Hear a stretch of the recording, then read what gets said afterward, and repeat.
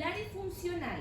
¿Ya? Ahora, ustedes tienen que saber de fisiología digestiva, claro que sí, y ustedes son, dentro del equipo de trabajo de salud, son aliados de nosotros, porque independientemente que los nutricionistas somos los que nos preocupamos de la alimentación de los usuarios, ustedes son los que prescriben la alimentación.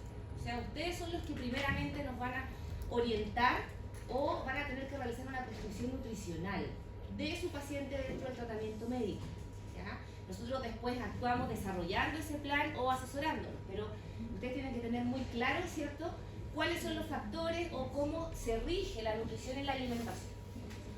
Ya, la idea de esto es que ustedes también me vayan preguntando si tienen dudas, ¿ya? Que sea una clase bien dinámica. Yo sé que van a tener la grabación para verla después, pero lo importante es que también les saquen provecho a los contenidos que podamos realizar acá.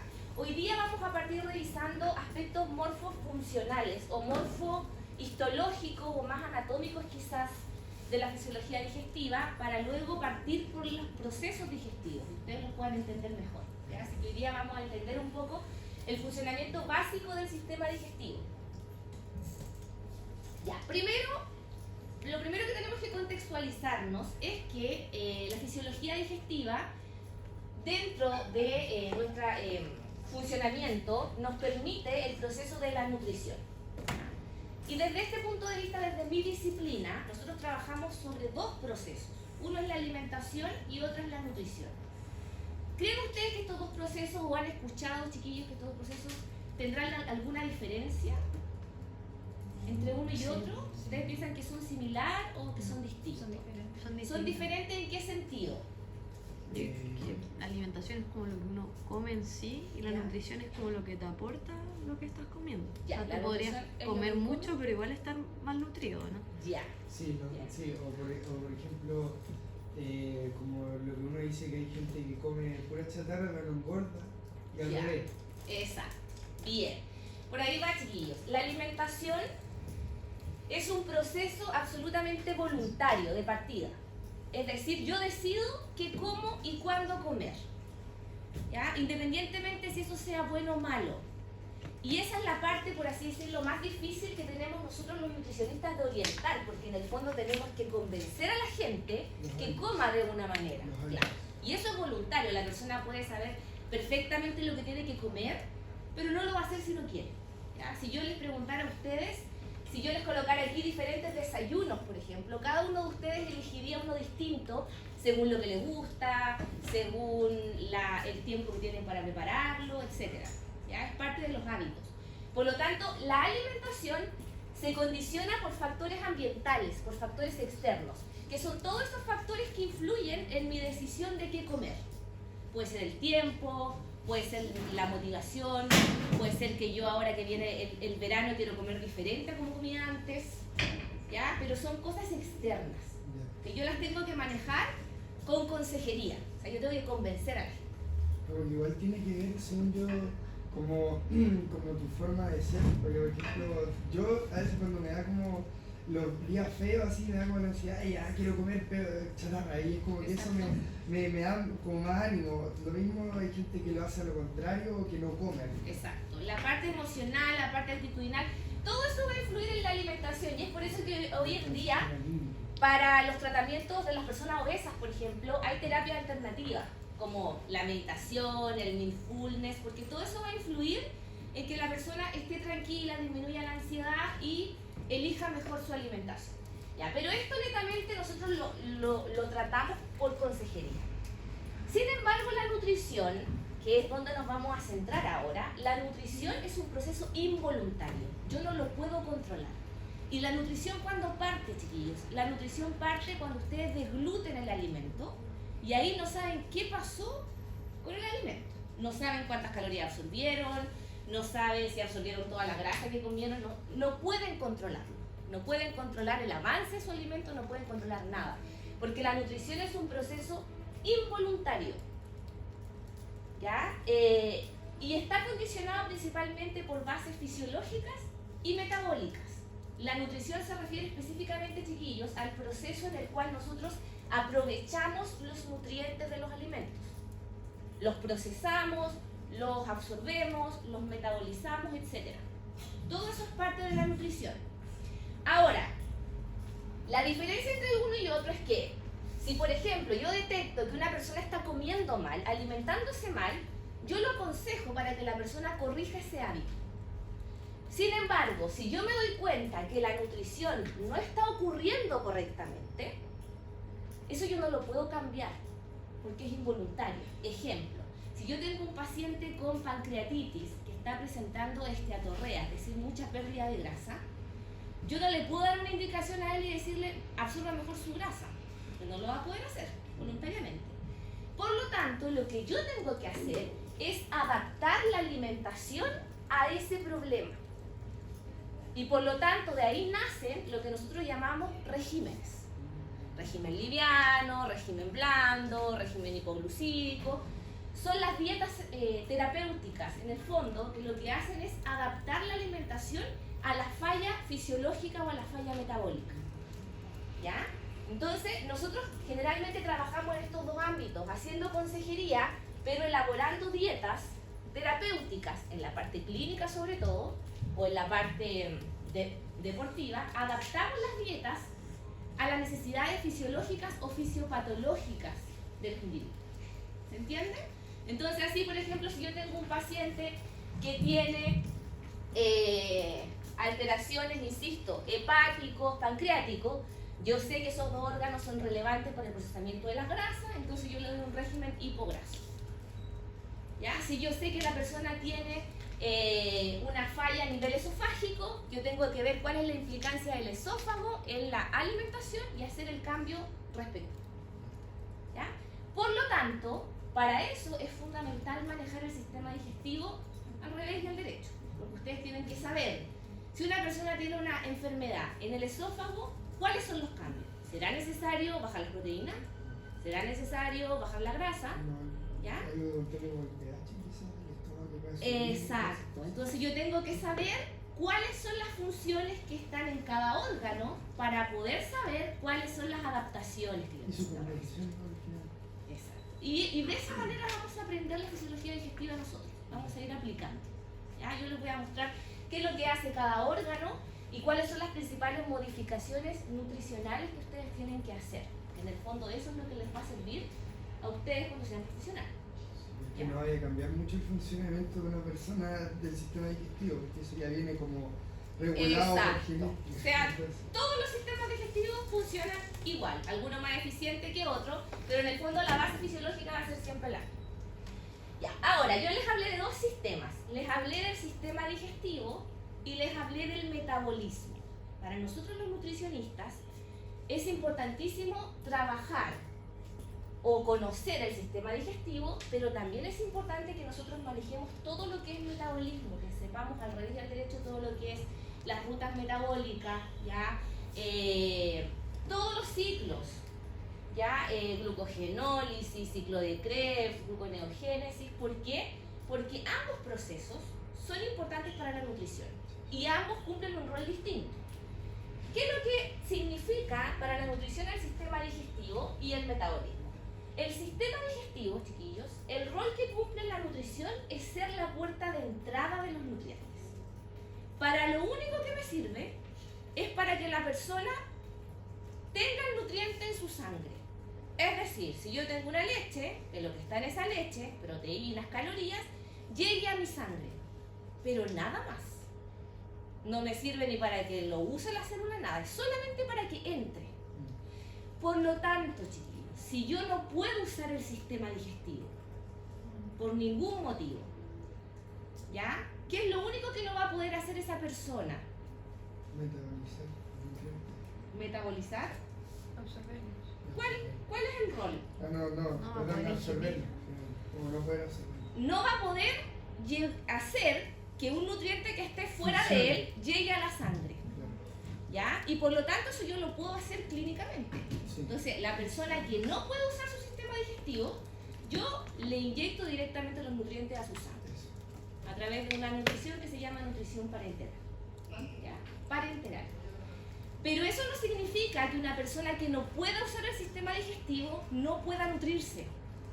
Porque el sistema digestivo lo único que hace, vuelvo a insistir, es que el nutriente llegue a tu sangre. Eso. ¿Ya? Ahora, ahí nosotros no nos nutrimos. pensemos esto. Sigamos la ruta. Yo tengo una leche, en esa leche hay proteína, ¿ya? Esa proteína, su función final es estructural, llegar al músculo, ¿cierto? Y favorecer la masa muscular. Pero para eso tiene que llegar desde la leche a mi músculo, ¿ya? Entonces, ¿cuál es la ruta? La proteína, yo la consumo a través del sistema digestivo y va a llegar a la sangre. Ese es el rol del sistema digestivo, solamente que entre a la sangre. Pero me falta que ahora esa proteína llegue al músculo y entre. Eso lo hace el metabolismo, no lo hace el sistema digestivo, ¿ya? Por lo tanto, el metabolismo, en términos simples, es la maquinaria de uso de los nutrientes. Una persona para nutrirse bien tiene que tener ambos sistemas funcionando bien. Tanto el sistema digestivo como el metabolismo. Si hay alguna falla en ambos, nosotros vamos a tener que adaptar la alimentación. Por ejemplo, lo que les dije recién. Si yo tengo una persona con trastornos hepáticos o pancreáticos, no va a poder entrar bien la grasa, ¿ya? Por lo tanto, voy a tener que hacerle una dieta. Pero una persona, por ejemplo, que tenga una diabetes, cuya hormona influye en el metabolismo de los carbohidratos, tampoco se va a nutrir bien. Esa persona, ¿qué es lo que va a hacer? Va a comer carbo, el carbo va a entrar, se va a quedar en la sangre, pero no va a entrar a las células, porque la falla está acá. Y se va a empezar a acumular en la sangre, ¿cierto? ¿Ya? Entonces, eso es lo que quiero que tengan claro. Lo que nosotros vamos a estudiar desde hoy día y las próximas clases es solamente esto. Ustedes en el sistema digestivo no pueden usar, por ejemplo, la palabra metabolizar, porque el sistema digestivo en sí, las funciones que tiene, no es el uso de los nutrientes para el cuerpo, es solamente que el nutriente entre. ¿Ya? Eso les tiene que tener, quedar súper claro. Por ejemplo, cuando hay una falla del sistema digestivo, por ejemplo, en alguna gastroenteritis o colitis o todas esas cosas, como que lo que produce, pues se pierden tantos nutrientes. Exacto. Pero eso es como, por ejemplo, la deshidratación, dependiendo de la zona que esté. Exacto. Ah, ya. Ya, entonces, en resumen, como lo básico de esto, es que entonces el sistema digestivo va a permitir, vamos a tener aquí, que el nutriente llegue a la sangre, que pase desde el medio ambiente y que esté presente en la sangre. Ahora, que ese nutriente sea usado por mis células ya no depende del sistema digestivo. El sistema digestivo ya hizo su pega, lo ingresó, lo deja en la sangre y el resto es pega del sistema metabólico, ¿ya? Y ese sistema está más determinado, por así decirlo, por el sistema endocrino. Hay muchas hormonas que son las que determinan la activación o inactivación de los ciclos metabólicos y la ruta de los nutrientes que vamos a consumir. También vamos a ver una pincelada de eso después que veamos la parte de absorción de nutrientes. Ya, entonces, para cumplir este rol, vuelvo a repetir, el rol principal, que es que los nutrientes entren al organismo, el sistema digestivo se organiza histológicamente y anatómicamente de una manera específica. Ya, función entonces del sistema digestivo sería, permite procesar moléculas presentes en los alimentos para que puedan incorporarse al medio interno. ¿Ya? Ustedes hablaron de homeostasis, me imagino, en la primera unidad, ¿cierto? Y hablaron que el medio interno es el medio en el que vive la célula. Está compuesto, ¿cierto?, por todo lo que es intersticio y además la sangre. Entonces, lo que hace este sistema digestivo es llevar los nutrientes al medio interno. Pasa al medio interno. Exacto, que es la sangre. Muy bien. Ya, ¿cómo se organiza? Dígame. Por algo como que si te toman examen de sangre puedes sacar las medidas de muchas cosas y es lo más que hay. Ahí llega todo, ¿cierto? Sí. Es el vehículo que transporta, por así decirlo, todos los componentes. Ya, ahora, en términos anatómicos, ¿qué es el tubo digestivo? El sistema digestivo en sí es un tubo que mide aproximadamente 11 metros. Lo tenemos ubicado en esta zona, ¿cierto?, anatómica. Presenta compartimentos separados por esfínteres y presenta glándulas anexas. ¿Cierto? ¿Lo vieron en anatomía? Lo En vimos- histología. Sí, en histo lo vimos, hay una revisión de un control donde...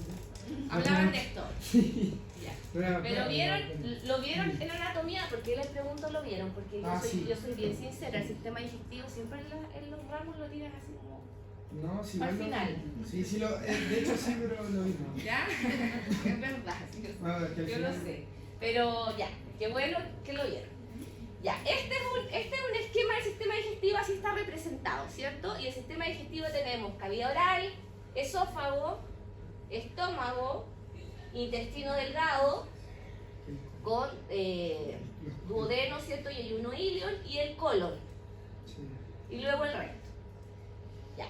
Y tenemos glándulas anexas, que son las que participan en el sistema digestivo, que son glándulas salivares, hígado y páncreas. Ya. Ahora, para hacerles un poco más simple esto, chiquillos, ustedes tienen que pensar lo siguiente. Dicen que el sistema digestivo, que lo que ustedes ven ahí, es un tubo de 11 metros. O sea, literalmente el sistema digestivo es esto. De manera simple es esto. Y que está dividido por compartimentos por esfínteres. Son compartimentos separados por esfínteres. Entonces aquí tenemos, por ejemplo, la cavidad oral, el esófago, el estómago, el intestino delgado, el intestino grueso. ¿Ya? El sistema digestivo entonces, ahora, este tubo no está perfectamente ubicado, sino que tiene curvas, tiene ensanchamiento y eso hace, ¿cierto?, que se vea el estómago es más ancho, esto está todo plegado, ¿ya? Pero en el fondo si yo estiro el sistema digestivo, me va a quedar esto. ¿Ya? Bueno, Y además tiene glándulas anexas que llegan a distintas zonas por conductos. Por ejemplo, aquí al intestino delgado, llegaría el hígado, llegaría el páncreas. páncreas. La función de las glándulas anexas es fabricar secreciones y vertir esas secreciones al intestino delgado. Y además, pero no ha dicho el metabolismo, pero igual el metabolismo. No, sí. exacto. Esa es función que vamos Y a la ver vesícula biliar aparte. va como ahí se La vesícula biliar es como aquí, es como una estación de reposo, por así Del hígado. decirlo, de la secreción del hígado. El hígado vierte directamente la bilis, pero también deja un poco en esa estación que es la vesícula biliar. Ya, ahora, tal como lo mencionaste, si ustedes piensan, todo lo que entra aquí en el sistema digestivo por este tubo sale por acá. ¿Cierto? Si yo vierto aquí agua o alimento en un tubo, entraría y saldría, a menos que atraviese las paredes de ese tubo digestivo el contenido y quede aquí, que esto va a representar en el fondo la sangre. Eso pasa. Eso es. Sí. Por ejemplo, el hecho de que los nutrientes entren a la sangre es porque el sistema digestivo los procesa de tal manera que quedan en una estructura que pueden atravesar las paredes. Pero, por ejemplo, si yo no tuviera esos componentes que me degradaran los nutrientes, literalmente yo lo que haría sería comer ese componente y lo voy a eliminar inmediatamente. Por ejemplo, los intolerantes a la lactosa no tienen la enzima que la degrada, por lo tanto no tienen la capacidad de transformar la lactosa en una molécula que pueda atravesar el intestino. Entonces, como no la tienen, todos los que consumen lactosa la eliminan y eso trae consigo el hecho de que es un soluto, va a arrastrar agua, eso genera diarrea y además llega al colon donde hay bacterias que va a generar gases y molestias. ¿Ya? Entonces, tienen que pensar eso. Todo lo que entra aquí sale, ¿cierto? Pero todo lo que entra también se va a quedar en el cuerpo siempre y cuando existan los componentes que permitan procesar el nutriente para que entre. ¿Ya? Y ese proceso en el cual el nutriente se transforma en una molécula capaz de atravesar las paredes intestinales se llama digestión. La digestión es el proceso mediante el cual el sistema digestivo permite convertir un componente del alimento en un componente capaz de ser absorbido. Si esa digestión no ocurre, el componente pasa de largo y va a aparecer en las heces. Y es por eso que en algunas patologías, por ejemplo, aparecen las heces grasas. ¿Ya? Aparecen componentes alimentarios que no pueden ser digeridos.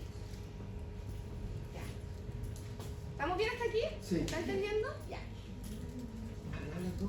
Entonces, lo otro importante acá, chiquillos, es que los compartimentos, tal como se ve acá, están divididos por esfínteres, que son pequeñas compuertas que permiten el avance del alimento, pero no el retroceso. La dirección siempre fisiológica de esto es desde la cavidad oral hacia el recto.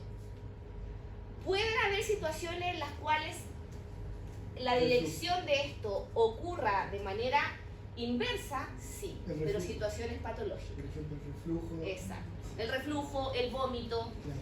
¿ya? Pero eso lo vamos a ver que también fisiológicamente tiene una explicación. Y tiene que ver con una capacidad de defensa del sistema digestivo. Y tiene que ver con que el neurotransmisor que modula la motilidad, que es la serotonina, actúa en otros receptores.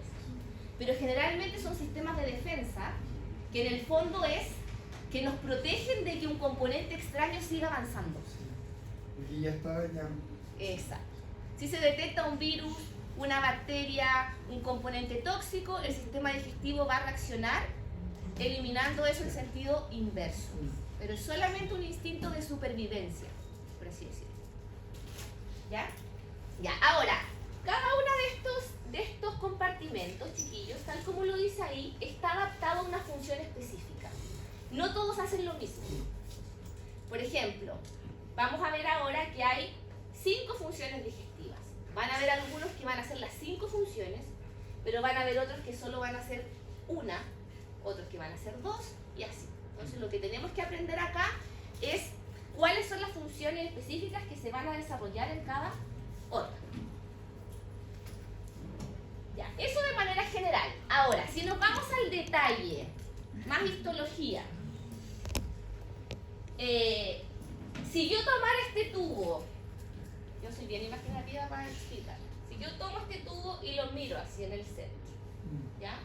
Me encuentro con esto, que en el fondo no es un tubo, en el centro veo que tiene muchos pliegues, es de esa manera, ¿ya? No es un tubo que tiene un diámetro perfecto redondo, sino que está compuesto primero, en el centro tiene muchos pliegues, ¿ya? Por aquí va pasando el alimento, pero además tiene muchas capas de tejido. Sí. Y esas capas de tejido le otorgan obviamente las diferentes funciones. Primero, lo primero que vemos acá y que es característico de todo el sistema digestivo, vemos que hay un epitelio aquí de células, que es un epitelio simple, ¿ya? Es solamente una capa de célula. ¿Por qué creen ustedes que es simple? Por la difusión, para que pueda pasar. Muy bien, por la difusión. No es estratificado obviamente porque como el nutriente tiene que atravesar la pared, no podemos ponerle tantas trabas. Si le ponemos aquí 5 capas de célula, no obviamente va entrando una proteína de transporte, otra proteína de transporte, no. Al final, ¿Ya? Mucho gasto, exacto. Entonces aquí solamente atraviesan una célula y llegan a los vasos sanguíneos. Y por ejemplo, yo que estaba aquí en la mayoría de como del intestino para abajo, como la mayoría son como, creo que cuicos, siempre cuicos por el tema de que es igual ayuda por la forma, la difusión Exacto, del parcial. Exacto, tienen una forma característica y además, ojo chiquillos, estas células es un epitelio simple y además son células que están cubiertas por secreción, ¿ya? Todas estas células están cubiertas por una secreción mucosa, aquí. ¿Y cuál es el rol de esa secreción mucosa? Es nada más que protección.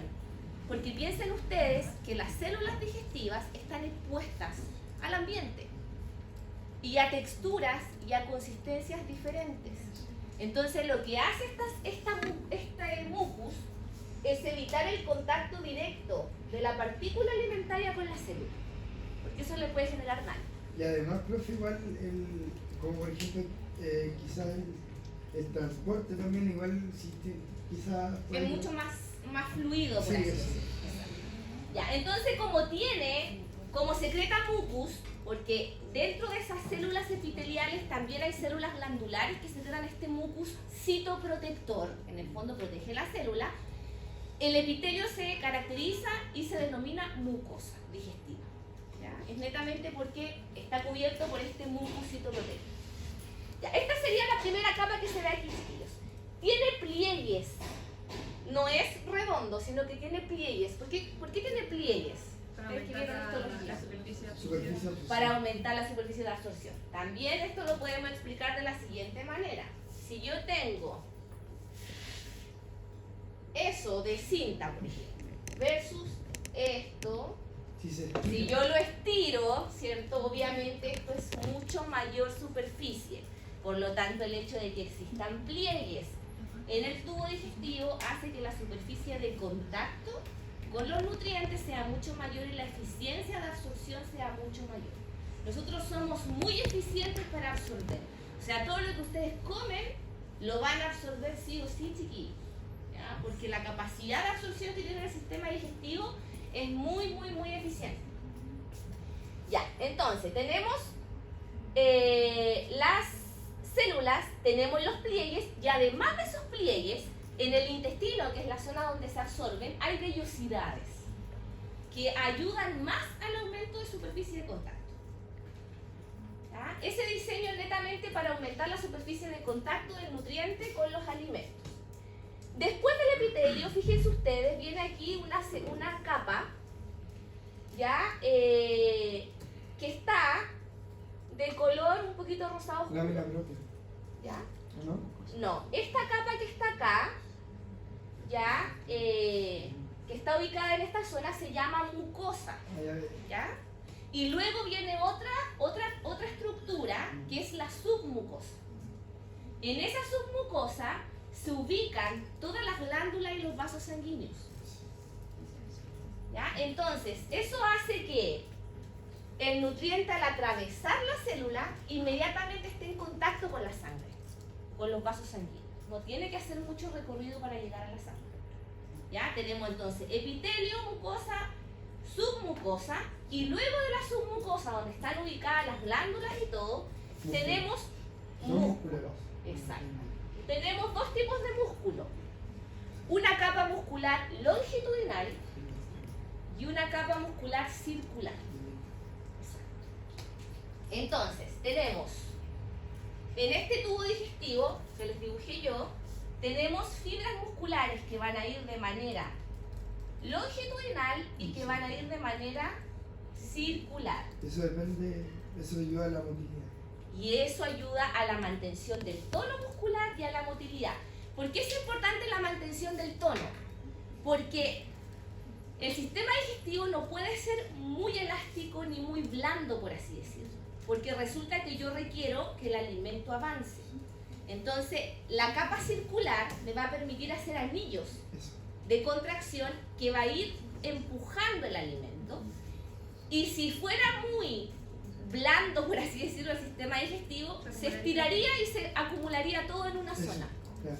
Entonces la longitudinal ayuda a que se mantenga el tono y a que el alimento pueda avanzar. Sí, claro. ¿Ya? Tiene ese rol, tanto la longitudinal como la circular. Ambas van a ayudar para el peristaltismo. Eso. ¿Ya? Por lo tanto son importantes. Y luego de esas capas musculares viene una capa serosa que es encargada, ¿cierto?, de comunicar también este sistema digestivo con el resto de los órganos de la cavidad abdominal. Ya, pero eso en términos generales. Epitelio, mucosa, submucosa y capas musculares, longitudinal y circular. Ahora se ven aquí en color amarillo también unas estructuras, y esas estructuras son cuerpos neuronales. ¿Ya? Ustedes han escuchado que nuestro sistema digestivo lo llaman a veces el segundo cerebro, ¿o no? Algunos y otros no, ya. Pero el sistema digestivo sufre, o actualmente hay muchas enfermedades digestivas, síndrome de intestino irritable, el SIBO, etcétera, El SIBO, que se relacionan con trastornos neurológicos. ¿Y por qué es eso? Porque en el sistema digestivo hay un sistema nervioso independiente que se llama sistema nervioso entérico. Sí, algo no había mencionado, que estaba el autónomo y que una parte era el entérico. El entérico. Y el entérico funciona con los mismos neurotransmisores que el sistema nervioso central. Por lo tanto, cualquier alteración de neurotransmisor a nivel central o nervioso me puede afectar también el sistema nervioso entérico. Y ahí que se relacionan los trastornos de estrés, de ansiedad con trastornos digestivos. ¿Ya? Por lo tanto, estas neuronas que se ven acá son cuerpos neuronales del sistema nervioso entérico. Y el sistema nervioso entérico está condicionado, por así decirlo, por dos centros que se llaman plexos. Muy bien, de Auerbach y de Meissner.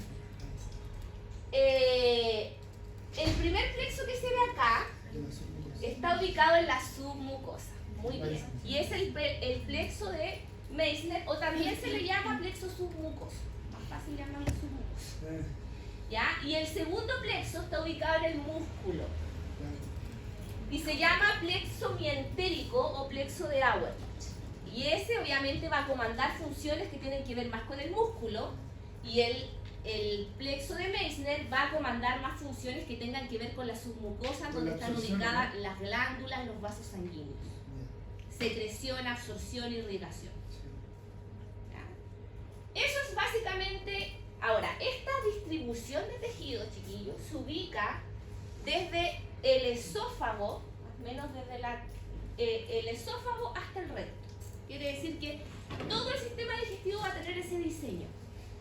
Pero vuelvo a repetir, como algunos órganos van a ser más especializados en secretar, otros órganos van a ser más especializados en absorber, van a haber obviamente componentes que se van a desarrollar mejor en unos que en otros.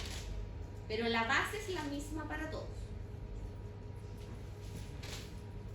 Aquí tengo, parece, más imágenes en donde se representan esta misma secuencia, este mismo esquema, ¿cierto? Pero ahora está más esquematizado.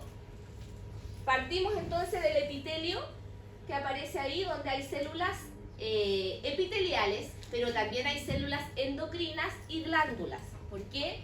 Porque les conté yo que las glandulares liberan mucus, pero también hay células endocrinas que liberan hormonas.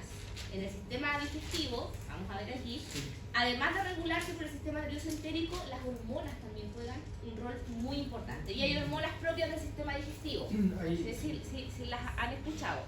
Gastrina, secretina, colecistoquinina, que son hormonas que se van a liberar en el mismo sistema digestivo y van a actuar ahí mismo, de manera paracrina, autocrina o endocrina también.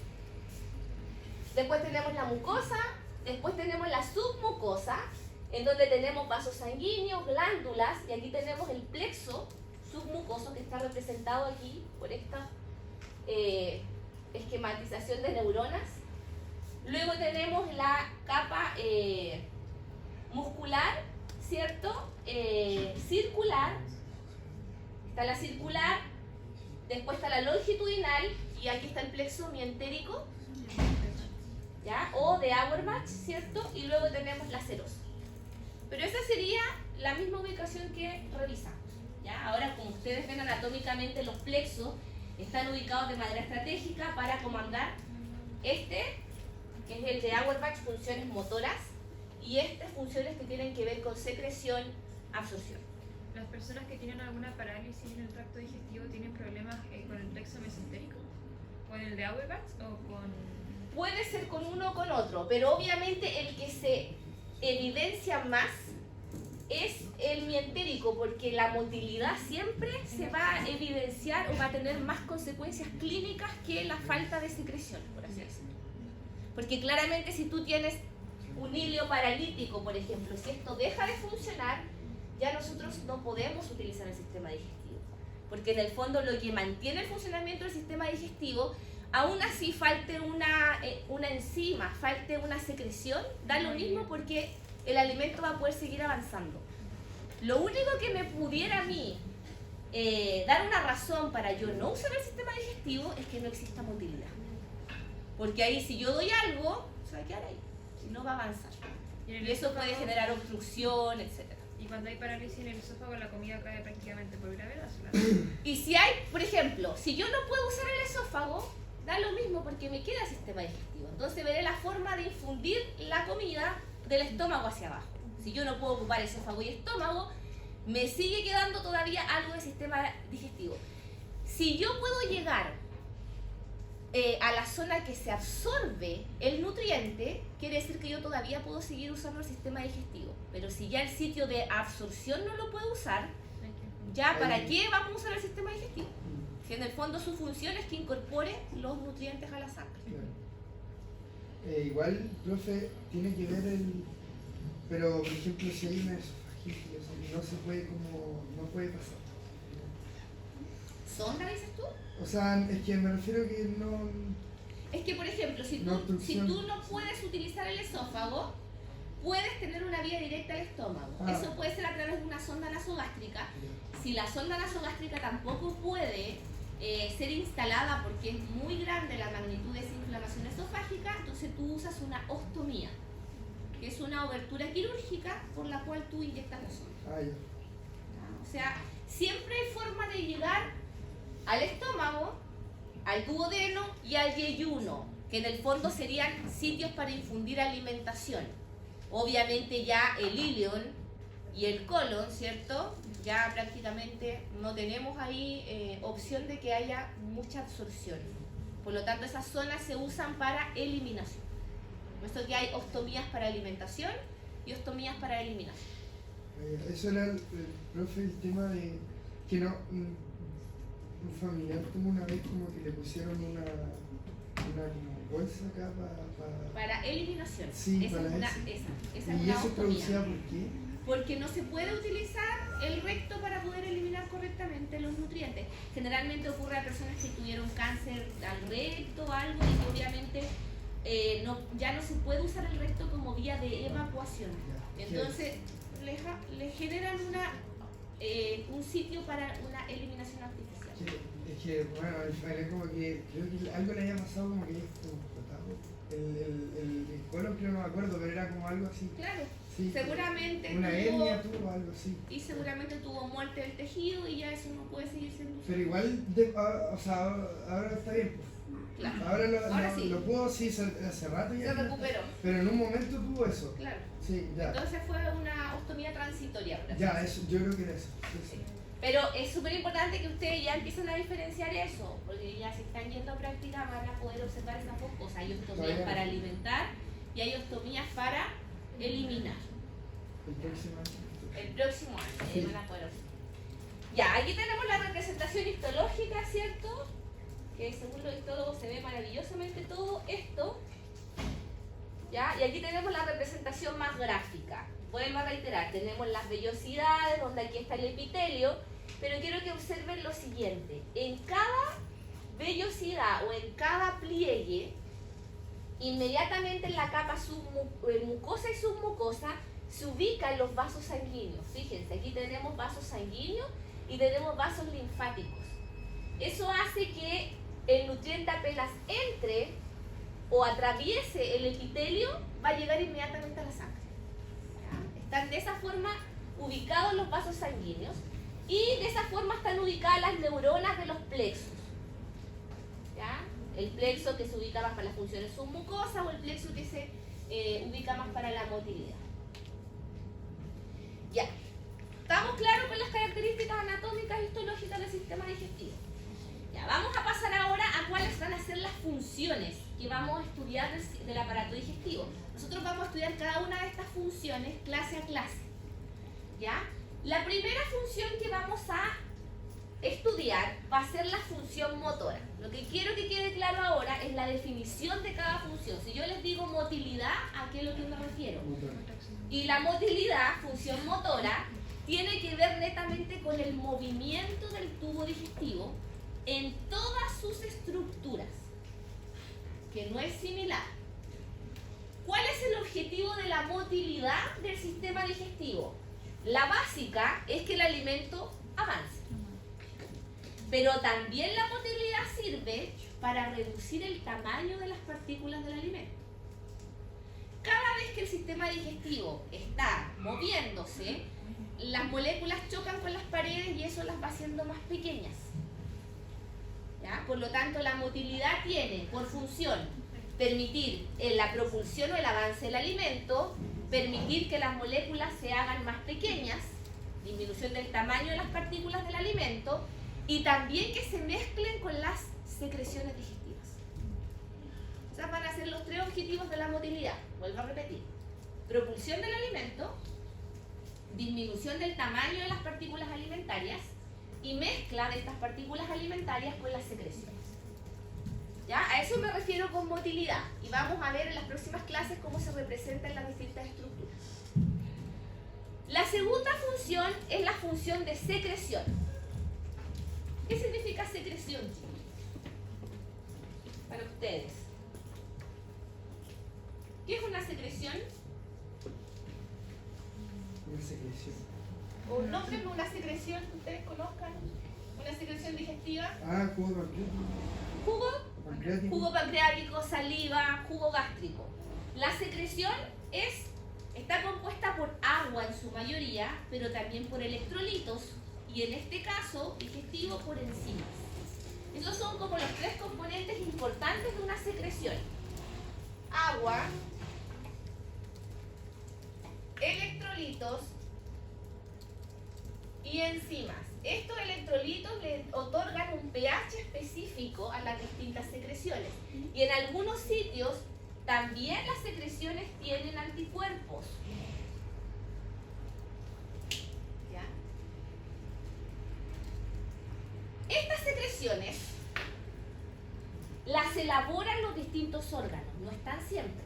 Aparecen solamente cuando llegan los nutrientes. Por ejemplo, actualmente en mi estómago, por así decirlo, hay una mínima secreción de jugo gástrico, pero basta que yo consuma un tipo de componente alimentario y mi jugo gástrico va a empezar a aumentar. De hecho, empieza a aumentar solo si yo me empiezo a acordar de un alimento. ¿Ya? Se llama fase cefálica del alimento. ¿Ya? Si yo huelo un alimento, si yo empiezo a generar secreciones digestivas, y obviamente si ya ese componente llega al estómago, la secreción se va a presentar en un 100%. Nosotros eliminamos mucha agua en el sistema digestivo. ¿Nuestras heces deberían ser líquidas? No. Nosotros a lo mucho eliminamos en condiciones normales 200 ml al día, y durante el día transitan en mi sistema digestivo 11 litros de secreciones. Eso quiere decir que nuestro sistema digestivo al día reabsorbe a lo menos 10 litros. ¿Y qué pasa si no lo reabsorbe? Diarrea, ¿cierto? O sea, en situaciones cuando nosotros tenemos trastornos diarreicos, muchas veces justamente por eso. ¿Y cuál es el riesgo de una diarrea? ¿El más grave? Deshidratación, como les dije yo recién. Lo principal que tienen los componentes, la secreción es agua. Y esa agua, por ejemplo muy práctico. El estómago tiene que fabricar 3,5 litros de jugo gástrico. ¿El agua de dónde la saca? La puede sacar de afuera de la llave. ¿De dónde creen ustedes que toma agua el estómago para fabricar sus secreciones? ¿De sus células? ¿Dónde hay agua? ¿Dónde mayormente tenemos agua nosotros? En la sangre. Entonces, el estómago, ¿qué es lo que hace? Toma agua de la sangre, fabrica su secreción, la secreción actúa y devuelve el agua a la sangre. Y así no nos deshidratamos. Pero ¿qué pasa si el estómago toma esos 3 litros de agua, fabrica la secreción y hay un trastorno digestivo y me lleva todo eso? La sangre perdió 3 litros de agua. Y eso hace que las pérdidas gastrointestinales sean graves. ¿Ya? Por eso es que una persona que tiene muchos trastornos de pérdidas, por ejemplo, digestivas, como vómitos o diarrea, se deshidrata muy fácil. Porque en el fondo nosotros no nos percatamos, pero toda el agua que nuestro sistema digestivo usa, la devuelve. ¿Y cómo la devuelve? Reabsorbiéndola. Porque obviamente actúa y luego reabsorbe eso y lo reincorpora a la sangre. Por eso también, ¿qué pasa? Por estos mismos cambios de flujo sanguíneo, es que cuando ustedes comen abundante o después de una comida, como que quedan un poquito down, como que baja la luz, ¿cierto? Y eso es porque obviamente la sangre y todo se concentra ahí, en esa zona, ¿ya? Entonces eso influye dentro de muchos factores en la pérdida también de agua. Ahora, esta función secretora entonces significa elaboración de secreciones. Y esa elaboración de secreciones significa que hay distintos órganos que tienen función secretora, que fabrican secreciones que van a servir para procesamiento digestivo. ¿Cuáles son esos órganos? Los vamos a ver, pero son la boca, la saliva, el esófago no tiene una secreción importante. No, es como que Exacto, el estómago sí, el jugo gástrico, el intestino también, el jugo intestinal, el hígado, el páncreas. Son los 5 órganos que son especialistas en la función secretora. Ya, la función secretora es solamente eso, fabricar secreciones que en el fondo van a ser el vehículo de las enzimas. Ese es su objetivo, entregar las enzimas y también las secreciones, al tener electrolitos, les entregan el ambiente adecuado a la enzima para que funcione. Porque las enzimas digestivas están dormidas hasta que se activan con un pH. Y ese pH se los otorgan los electrolitos de la misma secreción. ¿Ya? ¿Por qué creen ustedes que tienen que estar dormidas las enzimas digestivas? porque si no, Porque si no tienen nada que degradar, empiezan a degradar las Estaría células. activo todo el Muy rato. bien, porque si no tienen nada que degradar, degradan los nutrientes que hay en la célula. Nosotros somos nutrientes. Recuerden que cada célula de ustedes, la membrana celular es grasa. Las proteínas, o sea, los transportes son proteínas. Entonces empieza a comerse las mismas células. Y eso pasa en muchas patologías, por ejemplo, pancreatitis. Las pancreatitis se generan porque las enzimas pancreáticas empiezan a degradar el páncreas. Ya, la función digestiva. ¿Y a qué se refiere digestión? Un término que lo usan mucho. No es lo mismo que lo que quiero aquí que diferencia secreción de digestión. Son dos procesos distintos. La secreción es solamente elaborar estas secreciones y la digestión es lo siguiente. El uso de las secreciones. Nosotros consumimos en los alimentos, les voy a contar yo, carbohidratos como almidón, consumimos proteínas y consumimos triglicéridos. Así vienen los componentes de los alimentos, en las moléculas poliméricas, lo más complejo. Pero nosotros, nuestras células intestinales solamente están capacitadas para absorber los monómeros de estos nutrientes, es decir, monosacáridos, aminoácidos, aminoácidos, muy bien, y ácidos grasos. efectivamente.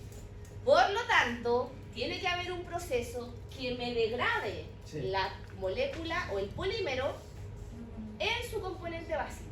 Y eso es la digestión. La digestión es el proceso mediante el cual las macromoléculas se degradan a sus moléculas más simples. Y este proceso lo hacen las enzimas. ¿Ya? Eso es digerir. Digerir es degradar, cortar enlaces, hidrolizar polímeros a sus moléculas básicas. ¿Ya? Si nosotros no tuviéramos enzimas, no podríamos absorber nada. Porque vuelvo a insistir, el intestino está capacitado solamente para absorber los componentes en su forma más simple. ¿Ya? Hay trastornos, como por ejemplo la fibrosis quística, donde los pacientes no tienen enzimas pancreáticas y antes de comer tienen que tomar enzimas. Porque si no, pasa todo de largo. ¿Ya? O sea, necesariamente la función digestiva es importante. Y profe, ¿hay algunas moléculas, macromoléculas de las que no tenemos? ¿Enzimas? Sí, Sí, y no se absorbe, como la fibra, por ejemplo. Sí, yo cachaba que había como una molécula, como la celulosa creo, Sí. que tenían tipos de enlace Que no son, podían- claro. Por ejemplo, los carbohidratos, las proteínas y las grasas, nosotros tenemos enzimas para digerir. Pero Algunas personas no tienen algunos detallitos, por ejemplo, no tienen lactosa. ¿Ya? Por eso que no pueden consumir la lactosa porque no pueden convertirla a monosacárido. Profe, termino, pero ¿Ya? Pero, por ejemplo, la fibra la fibra es un componente el cual nosotros no absorbemos, pero el hecho de no ser absorbida nos otorga beneficios. Por eso que también es importante consumirla, pero tal como tú lo dices, nosotros no tenemos nuestro sistema digestivo enzimas que corten los enlaces de la fibra, como de la celulosa o de otra que se llaman de distintos componentes. Bueno, el apéndice servía para eso en su momento. El apéndice secal funcionaba para cortar la circulación. Pero involucionó. Profe, ¿por qué la fibrosis quística afecta al digestivo? Porque la fibrosis quística se caracteriza por un mayor espesor de las secreciones en sí. Están alterados los canales de sodio y eso hace que nosotros tengamos secreciones más espesas y que esas secreciones no fluyan correctamente. Y afecta principalmente a las secreciones que mayor se producen, como son las respiratorias, y además afecta a la secreción pancreática. Es una de las secreciones digestivas que se afecta. Ya, la cuarta función es la función absortiva, absorción. Y absorción es que el nutriente pase del centro del sistema digestivo a la sangre. Eso es absorber. Absorber es que pase del centro del sistema digestivo a la sangre. Todo lo que entra a la sangre va a ir a ser usado por el metabolismo. Y lo que no entra se va a eliminar. La quinta función, que es la función de eliminación. La función de eliminación es eliminar todo lo que no se absorbió. Lo normal es que eliminemos solamente residuos o desechos que no absorbemos, como les decía yo, fibra. Lo anormal sería que estuviéramos eliminando componentes nutricionales. Eso se puede deber a una falla y por eso que se hacen estudios fecales, ¿cierto? Para poder ver también cuáles son las causas o si hay alguna mala absorción. Todas las intolerancias ya están fundamentadas fisiopatológicamente en el déficit enzimático y por lo tanto en la función digestiva de sus componentes. Entonces las personas, por ejemplo, que no tienen la capacidad de digerir componentes, lactosa, gluten, no pueden ingerirlos en la dieta. Porque obviamente si los ingieren van a ser eliminados, pero esa eliminación trae consigo complicaciones y sintomatología. ¿Ya? Y por último tenemos la función inmunológica. En el sistema digestivo hay anticuerpos, hay un sistema inmune también, porque nosotros estamos expuestos a los factores ambientales. Nosotros comemos todo lo que viene del ambiente, por lo tanto es lógico que tengamos una barrera de protección en esa zona. Fisiológicamente estemos diseñados, ¿cierto?, para evitar cualquier tipo de afección que pudiéramos tener ahí. Ya, estas funciones, como yo les decía, no ocurren en todos los segmentos. En algunos ocurre una, en otros 3, en otros las 6, ¿ya? Cada uno va a estar como especializado en distintas funciones. Pero estas lo que sí están integradas, están reguladas y moduladas por diferentes estímulos. Siempre va a haber coordinación de estas actividades o de estas funciones. Este esquema resume muy bien todas las funciones que nosotros revisamos. Aquí se representa, miren, el sistema digestivo, como el tubo que yo les mencioné, desde la cavidad oral hasta el recto, y la conexión que tiene este tubo digestivo con el sistema sanguíneo. Entonces, la motilidad, que es la primera función, ¿cierto?, va a permitir que el alimento avance y que también disminuya el tamaño de sus partículas y que se mezcle con la secreción, ¿cierto? Esa era la primera función de motilidad. La segunda función es secreción, está representada por estas flechitas rojas, que tiene que ver con que hay órganos que producen secreciones con componentes sanguíneos y lo vierten aquí al sistema digestivo. ¿Ya? La tercera función tiene que ver con digestión, que en el fondo las macromoléculas se digieren a sus monómeros por las enzimas. Y una vez que obtenemos los monómeros, esos monómeros van a absorberse, está representado por estas flechitas celestes. Pasan desde el lumen hacia la sangre. Todo lo que no pasa se va a eliminar por el recto. ¿Ya? De esa manera entonces se integran estas funciones digestivas y obviamente la función inmune, ¿cierto?, va a estar presente en todo el tracto digestivo tratando de evitar, ¿cierto?, que algún agente patógeno o que nosotros nos pongamos en riesgo en este proceso. Ya, ¿cómo se integran o cómo se coordinan? Para ya terminar esta primera clase. Los dos grandes sistemas que coordinan e integran estas funciones son la regulación nerviosa y la regulación endocrina. La regulación nerviosa, chiquillos, va a estar dada principalmente por el sistema nervioso entérico. Se los mencioné ahora. Hay dos plexos que en el fondo van a comandar las funciones digestivas. El sistema nervioso entérico mantiene la función intestinal, pero este también puede influir o ser determinado su actuar por el sistema nervioso autónomo, tanto en sus ramas simpáticas como parasimpáticas. El sistema nervioso autónomo también puede llegar a inhibir las funciones digestivas, pero generalmente lo que hace es aumentar la frecuencia de las actividades o disminuir la frecuencia de los procesos. Modulador, tal como dice ahí, es el texto. Y el entérico integra funciones. ¿Saben ustedes cuál? Exacto, este es el que manda, por así decirlo, y esto El jefe de obra. influye en que sea más rápido. ¿Saben ustedes cuál es el efecto que tiene el simpático o el parasimpático en las funciones digestivas? ¿Cuál estimula y cuál inhibe? Yo sé que el parasimpático aumenta la motilidad y como que libera neurotransmisores o hormonas que dan hambre, y el simpático como está asociado con la sensibilidad y muy bien. El sistema simpático es inhibitorio de las funciones digestivas, generalmente, porque siempre hay excepciones. Ustedes saben que en fisiología nada es absoluto, nada es sí o no, siempre hay pero. depende de cómo, claro, del año. Exacto. Y el sistema nervioso parasimpático es estimulatorio. Eso tiene que ver con los neurotransmisores que liberan. ¿Qué neurotransmisor se libera en las terminales parasimpáticas? Acetilcolina. Acetilcolina, muy bien. ¿Y qué neurotransmisores se liberan en el simpático? Adrenalina. Catecolamina, ¿cierto? Adrenalina, Catecolamina, noradrenalina. Muy bien. Ya. Y también tenemos hormonas. Pero estas hormonas no son las hormonas clásicas que ustedes estudiaron en el sistema endocrino clásico, así como tiroides, etc. Sino que son hormonas que se fabrican en las mismas células digestivas y actúan a nivel endocrino, a través de la sangre, paracrino, neurocrino o autocrino. Actúan a nivel de células vecinas, de la misma célula, o también a través de neuronas que están conectadas, de los plexos. ¿Ya?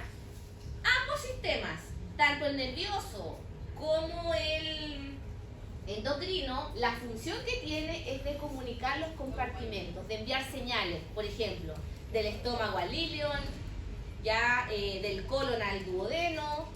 En el fondo, esa es la misión que tienen estos sistemas. Como les mencioné yo, en el tubo están ubicados uno al lado de otro. Entonces, el sistema digestivo trabaja en mucha coordinación de que termina uno y le entrega el trabajo al que sigue. ¿Ya? Y generalmente están tan bien coordinados que si el que sigue tiene mucha pega, le envía una señal al anterior a decirle, oye, demórate un poquito más, que estoy saturado. ¿Ya? Y eso hace que los procesos digestivos sean más lentos. ¿Y eso hace el sistema nervioso entérico? Y eso lo hace el sistema nervioso entérico. Por eso que funciona así, porque en el fondo, como es local, transmiten en ellos nomás. No tiene que generar un neurotransmisor a nivel central y que te vuelva. No, exacto. Entonces, todas las hormonas o todas las señales son entre ellos, están conectados. Ustedes vieron que están en las mismas capas del sistema digestivo, entonces se comunican unos a otros. Ya, el sistema nervioso entérico entonces es independiente del control nervioso central, como yo les decía. Sus neuronas se agrupan en ganglios conectados por células nerviosas que se llaman plexos. Y ya vimos esto, son los dos plexos, el de Meissner y el de Auerbach. El plexo submucoso de Meissner regula la secreción y la irrigación sanguínea, y el plexo mientérico de Auerbach regula la motilidad. Ese es el rol que tienen ambos plexos. Había una estructura en el tubo digestivo donde no había plexo de Meissner, pero el de Auerbach creo que está así, pero el de Meissner. Claro, porque el de Meissner influye mucho en lo que es secreciones, y en no todos los órganos se liberan secreciones. ¿Ya? Bueno, ustedes ya saben ahí dónde estaban ubicados. Y aquí tenemos una representación más gráfica de cómo se ubican los plexos. Aquí tenemos los cuerpos neuronales de los plexos, ¿ya? Del mientérico, que están las fibras musculares, y el submucoso, que está en la submucosa, y el epitelio. ¿Cómo funciona esto? Estos plexos funcionan como centros integradores de un circuito nervioso. Ustedes seguramente cuando estudiaron el sistema nervioso aprendieron un circuito básico de estímulo-respuesta nerviosa, ¿cierto? Que en el fondo es que existe un receptor, una vía aferente, un centro regulador, una vía eferente y un efector, ¿cierto? Sí. Ese circuito es básico para todas las respuestas nerviosas. Acá el centro regulador serían los plexos. No Serían los mismos necesita, somas neuronales. exacto, Ya. no necesita ir al sistema nervioso central para elaborar una respuesta, sino que se actúa aquí. Entonces, hay respuestas que solamente se manejan en los plexos. Se detecta la señal, por ejemplo, puede ser la distensión mecánica, motilidad. La distensión mecánica, llega el alimento, eso genera presión en las paredes digestivas. El receptor lo capta, va al plexo mientérico de la motilidad y este genera el efecto, que es la contracción de la capa circular. Y ocurrió. No se necesita ir a nivel central a generar una respuesta. ¿Ya? Ahora, lo mismo ocurre con el submucoso para las respuestas de las secreciones. Y esto hace también que la motilidad que ocurre en el estómago le envíe señales a la motilidad del intestino. Por ejemplo, cuando el estómago recibe alimento, le envía inmediatamente una señal al intestino a decir, oye, te va a llegar trabajo, apúrate. Entonces la llegada del alimento al estómago acelera la motilidad del intestino. Y a su vez, el exceso de trabajo intestinal reduce la motilidad gástrica. Están siempre A la par. conectándose, exacto, muy, muy comunicados. Ahora, ¿cuál es el rol del sistema simpático? Si se fijan ustedes, el sistema simpático llega a la célula, pero llega generalmente a los plexos. Entonces lo que hace es acelerar o disminuir la frecuencia de los procesos. Pero difícil, en algunas cosas más, pero difícil que inhiba completamente las funciones. Siempre va a quedar una función basal comandada por los plexos. ¿Ya? Entonces, influye claramente que sí, pero como son respuestas involuntarias, ocurren netamente a nivel local y eso hace que sean muy eficientes las respuestas. El sistema digestivo en Y el sí. parasimpático es muy llega solamente a los plexos, no a la célula. Exacto. Generalmente llega a los plexos y el simpático, algunos llega a las células. Ya. ¿Cuáles son las neuronas que participan en los neurotransmisores? Aquí están. Ya generalmente los neurotransmisores excitatorios del sistema nervioso entérico son acetilcolina, sustancia P, generalmente lo que mayormente se presenta, acetilcolina, sustancia P, y los inhibitorios son óxido nítrico y este se llama péptido intestinal vasoactivo. Y yo diría que otra cosa destacable de estos neurotransmisores es el neurotransmisor que actúa como señalizador, que es la serotonina. La serotonina es un neurotransmisor que influye en los reflejos entéricos y eso hace entonces que el sistema entérico esté muy conectado con las emociones, porque la serotonina actúa mucho también a nivel central. Exacto. Entonces, claramente, los cambios de serotonina van a influir también. Pero en el fondo, neuronas musculares excitatorias, acetilcolina, sustancia P, inhibitorias, péptido intestinal vasoactivo, esa relación. Óxido nítrico, sí, y serotonina, interneuronas o señalizador. Con muscular excitatorio y inhibitorio se refiere a dilatación y contracción, ¿no? Exacto, a inhibición de la motilidad o de las funciones digestivas en general, ya. o estimulación de la motilidad o funciones digestivas en general. Ya. Ahí está, más el resumen. ¿Ya? Las que son inhibitorias y las que son estimulatorias. El óxido nítrico. Y la serotonina, que se libera por las mismas células que se libera por el nervio vago en sí, ya va a ser estimulada por todos esos factores. Generalmente actúa como un señalizador, como el que inicia todas estas señales. Se va a liberar con aumento de la presión intraluminal, eso quiere decir cuando llega contenido alimentario, por estimulación vagal, por exposición a algunas toxinas, por acidez, por anafilaxis, eso quiere decir como por una reacción de protección, por así decirlo, a algún compuesto externo, radioterapia, quimioterapia. Por eso que estos procesos influyen mucho en todo lo que es sintomatología digestiva, ¿ya? Náuseas, vómitos, etc. Diarrea, motilidad. Todas las personas que han tenido radioterapia o quimioterapia quedan con muchos trastornos digestivos, algunos con incontinencia fecal, etc. ¿Ya? Y también algunas drogas antidepresoras también activan la serotonina. Entonces, todos esos estímulos que van a influir en la serotonina van a influir también en las respuestas digestivas. Motilidades o secreción. Tiene su fundamento. Profe, por ejemplo, así cuando uno está como quizás con ansiedad y cuando a mí me duele mucho la guata, ¿qué se sabe cómo? No necesariamente. Generalmente tiene que ver con eso, con que cuando uno tiene ansiedad o tiene algún trastorno emocional, eso igual influye en la secreción que tú liberas. Y esa mínima secreción va a influir también en el movimiento de sensación como de vacío. ¿Ya? Generalmente cuando uno está con el sistema digestivo vacío siente las molestias, porque cuando come ya no, porque en el fondo las secreciones van a estar actuando en el alimento. Pero cuando uno no come es donde se sienten todos los dolores y todo. Ya, y para finalizar, ahí está lo que hace el plexo mientérico. Aumenta la contracción tónica de la pared intestinal, la intensidad de las contracciones rítmicas, la frecuencia y la velocidad. O sea, tiene que ver con todo el tema de la motilidad. Y el plexo submucoso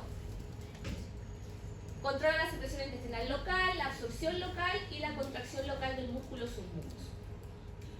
¿Ya? Vamos a quedar hasta aquí en honor al tiempo por hoy.